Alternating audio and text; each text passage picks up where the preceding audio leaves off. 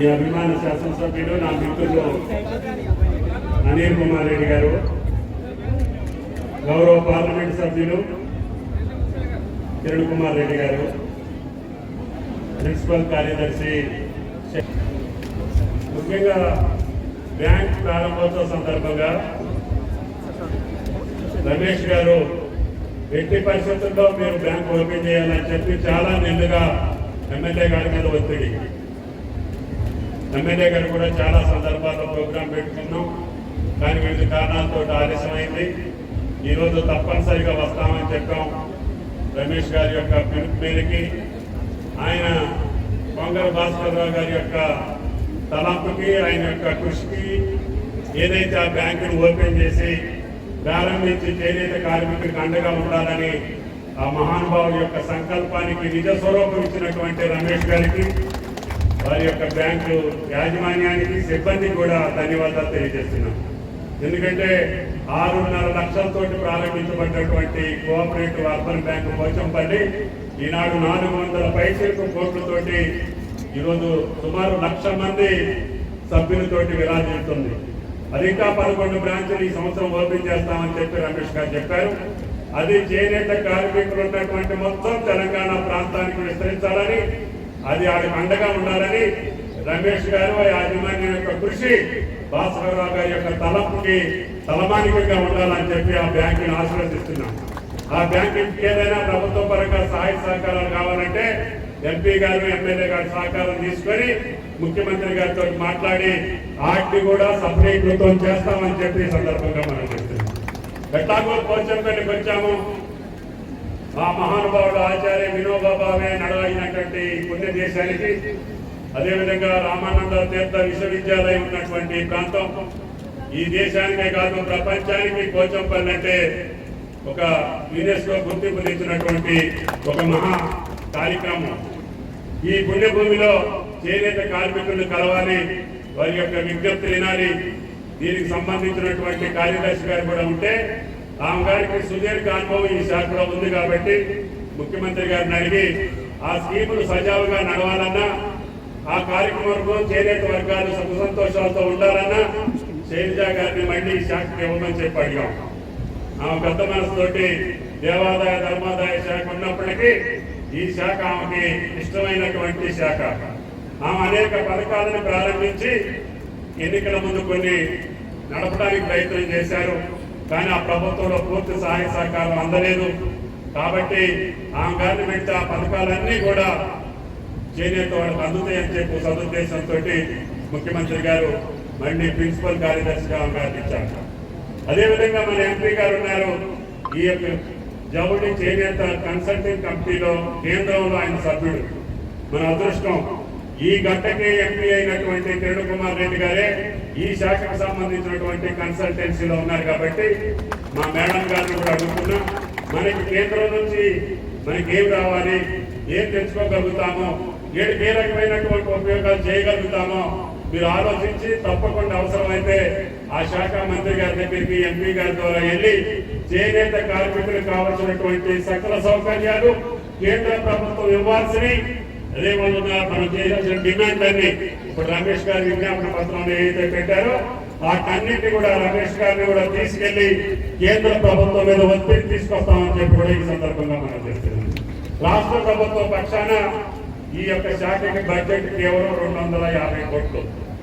కానీ మనసున్నటువంటి ముఖ్యమంత్రి, ఈ శాఖ పట్ల అభిమానం ఉన్నటువంటి ముఖ్యమంత్రి, మీ శాసనసభ్యులు, ఎంపీ, ఇక్కడ ప్రజాప్రతినిధులు, మీ యొక్క సంఘ నాయకులు అందరూ పదే పదే ప్రభుత్వం మీద ఒత్తిడి తీసుకొచ్చారు. అయ్యా మా బాకీలు ఎంత ఉన్నాయి, మా థ్రిఫ్ట్లో ఎంత ఆగిపోయింది, మా భరోసాలు ఎంత ఆగిపోయింది, మా యొక్క కార్యక్రమాలన్నీ కూడా గత ప్రభుత్వంలో పెండింగ్ ఉన్నాయి, వాటన్నిటినీ రిలీజ్ చేయాలంటే మేడం గారి ఫైల్ పట్టుకొని ఫైనాన్స్ సెక్రటరీ దగ్గరికి తిరిగి ఇప్పటికి సుమారు 1000 కోట్లు ఈ ఒక్క సంవత్సరంలోనే శాంక్షన్ చేసినటువంటి ప్రభుత్వం రేవంత్ రెడ్డి గారి ప్రభుత్వం అని చెప్పి మీకు ఈ సందర్భంగా మనం చేస్తున్నాం. కాబట్టి దయచేసి రైతాంగకి ఎంత ఇంపార్టెన్స్ ఉందో నేతలకు కూడా అంతకంటే ఎక్కువ ఇంపార్టెన్స్ ఇచ్చి ఈ రాష్ట్రం వీళ్ళిద్దరి మీద, వీళ్ళిద్దరి గౌరవం మీద, వీళ్ళిద్దరి కష్టం మీద, వీళ్ళిద్దరి యొక్క త్యాగం మీద, పునాదుల మీద కాంగ్రెస్ పార్టీ ప్రభుత్వం అధికారంలోకి వచ్చింది. అందుకని ముఖ్యమంత్రి గారు అన్న ఈ రెండు కళ్ళు మనకి ఎంత కష్టమైనా, ఎన్ని ఇబ్బందులున్నా, నాకు ఆర్థికపరమైన వెసులుబాటు లేకపోయినా ఈ రెండు శాఖల్ని మీరు కంటికి అక్కడ కాపాడాలని చెప్పి బాధ్యతలు అప్పచెప్పారు. కాబట్టి అందుకనే ఇప్పుడు రైతన్నలకి సుమారు ఈ ఒక్క సంవత్సరంలోనే 35,000 కోట్లు నేరుగా ఖాతాలో పంపించాం.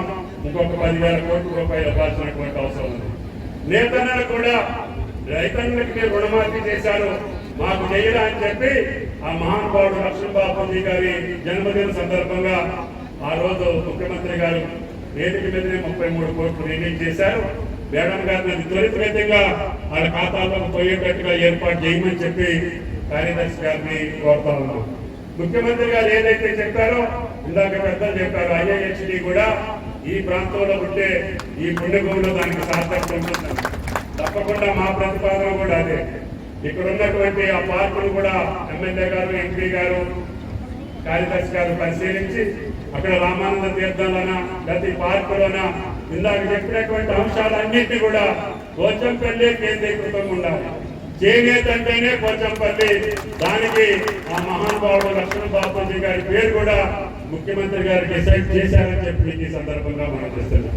కాబట్టి ఆ మహానుభావుడు ఈ వర్గం కోసం, ఈ జాతి కోసం, తెలంగాణ కోసం పోరాడినటువంటి ధీరోదాత్తమైనటువంటి బాపూజీ గారి పేరు మీద ఆ యొక్క టెక్నాలజీ యూనివర్సిటీని ఇక్కడే స్థాపిస్తే ముఖ్యమంత్రి గారికి రిప్రజెంట్ చేసి మీ ముగ్గురు అవసరమైతే రమేష్ గారి ప్రాంత పెద్దలను కూడా తీసుకెళ్లి ముఖ్యమంత్రి గారితో సంప్రదించి అది పోచంపల్లికి వస్తేనే ఆ యొక్క ఇన్స్టిట్యూషన్ కి గౌరవం ఉంటుంది, మర్యాద ఉంటుంది, తప్పకుండా ఇక్కడ ఏర్పాటు చేసే ప్రయత్నం చేస్తామని చెప్పి ఈ సందర్భంగా మనం చేస్తున్నాం. అదేవిధంగా ఇంకా ప్రధాన సమస్యలు కొన్ని రమేష్ గారు మాకు దృష్టిలో పెట్టారు.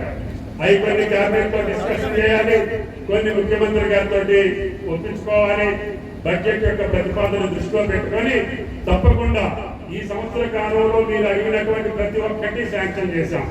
బీమా అన్నా చేశాము, చేయూత అన్నా చేశాము, భద్రత అన్నా చేశాము, థ్రిఫ్ట్ అన్నా చేశాము, బాకీలన్నీ కూడా కంప్లీట్ చేశాము.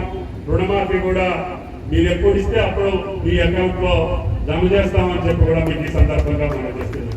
కాబట్టి కష్టాల్లో ఉన్న ప్రభుత్వం, గత ప్రభుత్వం చేసినటువంటి అనాలోచిత నిర్ణయాలకి అప్పులు పాలైన నెలకి 6,500 కోట్లు వడ్డీ అసలు కడుతున్న రేవంత్ రెడ్డి గారి గుండె ధైర్యంతో ఈ యొక్క కాంగ్రెస్ ప్రభుత్వం తెచ్చినటువంటి ప్రజలకి మనం మేలు చేయాలి, మనం అనుకున్నటువంటి అన్ని కూడా మనం ఏ రకంగా పూర్తి చేయాలనే తలపతోటి ముందుకెళ్తున్నాం. మొదటి సంవత్సరంలో కొన్ని ఆర్థికపరమైన ఇబ్బందులున్నా ఇప్పుడే కుదుటపడుతున్నాయి. తప్పకుండా ఎవరికి ఏ మాట ఇచ్చామో ఆ మాట నిలుపుకోవటానికి ముఖ్యమంత్రి గారు ప్రయత్నం చేస్తున్నారు. ఆయనకు అండదండలుగా ఉండాల్సినటువంటి అవసరం ఈ ప్రభుత్వం మళ్ళీ కలకాలం ఈ పేదలకు సేవ చేసేటటువంటి అవకాశం ఇందిరమ్మ రాజ్యంలోనే సాధ్యపడుతుందని